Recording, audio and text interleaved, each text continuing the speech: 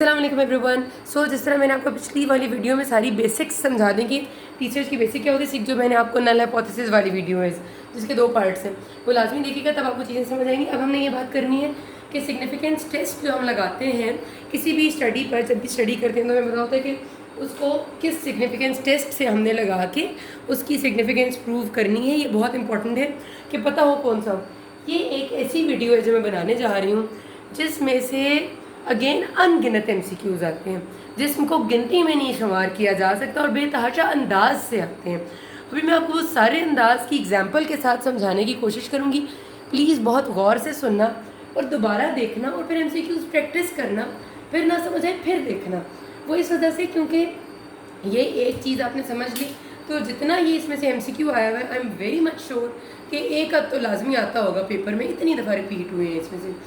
अच्छा, significance test को हम 2 ब्रॉड कैटेगरीज में डिवाइड करते हैं। पहले होते हैं वो जिनमें डाटा नॉर्मली डिस्ट्रीब्यूटेड है। नॉर्मल डिस्ट्रीब्यूशन होगी तो उस डाटा को हम कहेंगे कि पैरामीट्रिक डाटा। जो नॉट नॉर्मली डिस्ट्रीब्यूटेड होगा उसको कहेंगे नॉन पैरामीट्रिक। पैरामीट्रिक डाटा में से जब हमारे पास जब नॉर्मली डिस्ट्रीब्यूटेड डाटा हो, पहले उसके टेस्ट्स की बात करेंगे। जब आपके पास डाटा नॉर्मल है तो 2 तरह से टेस्ट हमने देखने। एक वो जो पेयर्ड डाटा पे होगा। पेयर्ड डाटा का मतलब है कि पॉपुलेशन एक ही है और पहले उस पर हमने कोई चीज़ मेजर की। फॉर एग्जांपल हमने 10 लोग ले लिए, उनकी हाइट मेजर की, उसके बाद हमने उन 10 लोगों को कोई ख़ास चीज़ खिलाई और फिर उसकी हाइट मेजर की। तो एक ही पॉपुलेशन पे एक इंटरवेंशन करने से पहले और इंटरवेंशन करने के बाद मेजर करना हो तो उस डाटा को पेयर्ड डाटा कहते हैं। ठीक है, पेयर्ड डाटा पैरामीट्रिक भी हो सकता है और नॉन पैरामीट्रिक भी हो सकता है, इससे कोई फ़र्क नहीं पड़ता। लेकिन पेयर्ड का मतलब आपको पता होना चाहिए कि when there is a single population, पहले भी उसमें कुछ मेजर किया और बाद में भी मेजर किया। फॉर एग्जांपल हमने 10 लोग ले लिए और उनका वज़न मेजर किया, फिर उन्हें हमने स्टैटिन्स दिए, फिर उनका वज़न मेजर किया। तो ये होगी हमारी सिंगल पॉपुलेशन पे before and after paired data. अच्छा, अब हमने देखना सबसे पहले नॉर्मली डिस्ट्रीब्यूटेड पेयर्ड डाटा होगा तो स्टूडेंट्स पेयर्ड की टेस्ट लगेगा। पैरामीट्रिक डिस्ट्रीब्यूटेड डाटा है, नॉर्मल है और अनपेयर्ड है, यानी 2 अलग अलग पॉपुलेशंस हैं। मैंने 100 लोग वही वाले क्रोहन्स वाले लिए और 100 लोग मैंने नॉर्मल लिए और मैंने उनको कोई स्टडी कर ली। ठीक है, 2 अलग अलग सेट लिए मैंने, तो अनपेयर्ड डाटा। तो उस पर अगर हमने सिग्निफिकेंस टेस्ट अप्लाई करना है तो वो स्टूडेंट्स अनपेयर्ड की टेस्ट है। और अगर मेरा नॉर्मली डिस्ट्रीब्यूटेड डाटा है और मैंने उसकी कोरिलेशन फाइंड करनी है, इसमें कोरिलेशन का वर्ड आएगा MCQ में, वो आपको लंबा सा MCQ बना के देंगे कि हमने एक डाटा जो है वो एक पॉइंट स्केल लोगों से पेन के बारे में पूछा और हमने उसको रेट किया और डाटा नॉर्मली डिस्ट्रीब्यूटेड था और अब हमने उसकी कोरिलेशन देखनी है। जब कोरिलेशन का वर्ड आए और वो कहीं डाटा नॉर्मली डिस्ट्रीब्यूटेड था तो पियर्सन्स प्रोडक्ट मोमेंट कोफिशिएंट इसका पूरा नाम है, एक ही चीज़ है इसका, ये लगा दें। अच्छा, अब MCQ आपके पास आएगा, एक दफ़ा पहले सारे सुन लें फिर एग्जांपल्स लेते हैं। अब अगर डाटा है जो नॉट नॉर्मली डिस्ट्रीब्यूटेड है, नॉट नॉर्मली डिस्ट्रीब्यूटेड डाटा की एग्जांपल में अक्सर वो आपको MCQ में या तो बता देते हैं कि ये डाटा नॉर्मली डिस्ट्रीब्यूटेड नहीं है, साफ लिखा होता है, या फिर वो आपको अगर इस तरह का डाटा देते हैं कि पेन की स्केलिंग की, हमने पेन के बारे में पूछा, 1 से 10 तक स्केल था, लोगों ने उस पर रेट किया अपने पेन को और फिर हमने उनको एक दवाई देने से पहले उनसे पेन पूछी, फिर दवाई देने के बाद उनसे पेन पूछी। तो ये वाला जो डाटा होता है ना कि पेन के स्केल को रेट करना, ये नॉन पैरामीट्रिक में आएगा।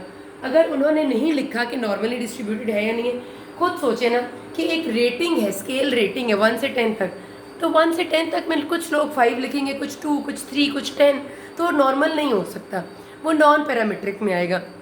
और अगर मैं अपनी एग्जाम्पल में आगे चलूँ तो मैंने कहा था कि लोगों ने अपनी पेन को रेट किया बिफोर इंटरवेंशन, फिर हमने उन्हें एक पेन किलर दी, नई पेन किलर, और फिर उन्होंने अपनी पेन को रेट किया आफ्टर इंटरवेंशन। तो अगर नॉन पैरामीट्रिक डाटा है और एक ही पॉपुलेशन है, पेयर्ड डाटा है, बिफोर और आफ्टर हमने उस पर किया है, तो हमेशा ये टेस्ट लगाना है, विल्कॉक्सन साइन रैंक टेस्ट। सबसे ज़्यादा MCQs इस टेस्ट के आते हैं, ये याद रखना है, ये बहुत इंपॉर्टेंट है। I am making stress again कि एक नॉन पैरामीट्रिक डाटा और सबसे कॉमन यही एग्जांपल आती है कि पेन के स्केल को रेट किया लोगों ने, जब भी या किसी और चीज़ को 1 से 10 तक रेट किया, जब भी 1 से 10 तक रेट करने वाली चीज़ आएगी तो वो नॉन पैरामीट्रिक होगा, वो बताएं या ना बताएं, याद रखना। ठीक है, फिर वो कहेंगे एक ही पॉपुलेशन पे हमने उन्हें इंटरवेंशन यानी कोई नई चीज़ देने से पहले रेट कराया, फिर नई चीज़ दी यानी नया ड्रग दिया, फिर रेट कराया। तो before giving drug and after giving drug on same population, single population, ठीक है। सिंगल पॉपुलेशन पे अगर किया है तो वो नॉन पैरामीट्रिक है और उसमें विल्कॉक्सन साइन रैंक टेस्ट लगेगा। ये इतनी दफ़ा आया है कि मैंने 100 दफ़ा तो देखा होगा 500 में से, इतनी दफ़ा, ठीक है। तो आप इम्पोर्टेंस खुद ही समझ लें। अच्छा, अब सेम नॉन पैरामीट्रिक डाटा है, अजीब व गरीब सा उन्हें हमें बता दिया कि डाटा नॉट नॉर्मली डिस्ट्रीब्यूटेड, और उन्होंने कहा है कि दो पॉपुलेशंस हमने ली, या फिर हमने 100 लोगों का ग्रुप लिया, हमने उनमें एक इंटरवेंशन करनी थी, हमने एक और 100 लोगों का ग्रुप लिया, हमने उनमें भी इंटरवेंशन करनी थी, इन्होंने भी अपनी चीज़ों को रेट किया, दूसरे ग्रुप ने भी अपनी चीज़ों को रेट किया, और अब हमने इनकी ऑर्डिनल रेशियोज़ को कंपेयर करना है। अब ये याद रखिएगा कि हमें इसमें क्या किया कि एक तरफ भी 100 लोग ले लिए, दूसरी तरफ भी 100 लोग ले लिए, इनसे भी रेटिंग कराई, इनसे भी रेटिंग कराई, और फिर हमने कंपेयर क्या करना है, ऑर्डिनल रेशियोज़। अच्छा, अब ये देखें, ये बहुत कॉम्प्लेक्स सा एमसीक्यू है। जब हमें पता चल गया कि दो डिफरेंट पॉपुलेशंस हैं तो ये तो पता चल गया कि अनपेयर्ड डाटा है, अनपेयर्ड डाटा है तो ये तो लग ही नहीं सकता, ये तो क्रॉस हो गया। फिर हमें पता चला कि रेटिंग हुई है और नॉट नॉर्मली डिस्ट्रीब्यूटेड है, तो ये पूरा सीन भी ख़त्म हो गया। अब हमारे पास रह गए नॉन पैरामीट्रिक डाटा में से मैन वाइटनी यू और बाकी दो। अब उनने पूछा क्या है, ये देखना है, उनने पूछा ऑर्डिनल रेशियो कैलकुलेट करनी है, तो कौन सा टेस्ट लगेगा, तो ऑर्डिनल रेशियोज़ के लिए लगता है मैन वाइटनी यू टेस्ट, ठीक है। अब वो अगर एमसीक्यू यही देते हैं कि दो पॉपुलेशन थी हमारे पास, एक में 250 लोग थे, एक में 350 लोग थे, और दोनों पे हमने एक ड्रग टेस्ट की और दोनों से फिर हमने पूछा उसके बारे में कि वो कैसी है, और उसमें बीच में कुछ लोग ड्रॉप भी कर गए। अब हमने परसेंटेज ऑफ पॉपुलेशन कैलकुलेट करनी है जिनका पॉजिटिव रिजल्ट था, परसेंटेज ऑफ पॉपुलेशन, ठीक है, ये बात थी। अब सबसे पहले हम शुरू करें तो हमें पॉपुलेशन मिली दो, एक 250 लोगों वाली और दूसरी 300 लोगों वाली, और फिर हमने उन पे दोनों पे अलग अलग काम भी किए। इसका मतलब है डाटा नॉट नॉर्मली डिस्ट्रीब्यूटेड। साफ पता चल जाता है, जब बहुत लंबी सी बात हो गई है ना तो नॉन पैरामीट्रिक ही होता है, लेकिन वो बता भी देते हैं। फिर उनने कह दिया कि दो पॉपुलेशन है तो अनपेयर्ड है डाटा, अनपेयर्ड हो गया। अनपेयर्ड का मतलब ये है कि हमारे जितने पेयर वाले टेस्ट हैं, यानी ये भी निकल गया, ये भी निकल गया, ये सब निकल गए। फिर उनने हमसे पूछा क्या, पूछा उन्हें ये प्रोपोर्शन ऑफ पीपल या परसेंटेज ऑफ पीपल कैलकुलेट करना है। जब भी लफ्ज़ आएगा प्रोपोर्शन या परसेंटेज तो हमारा का स्केयर लगेगा, ठीक है।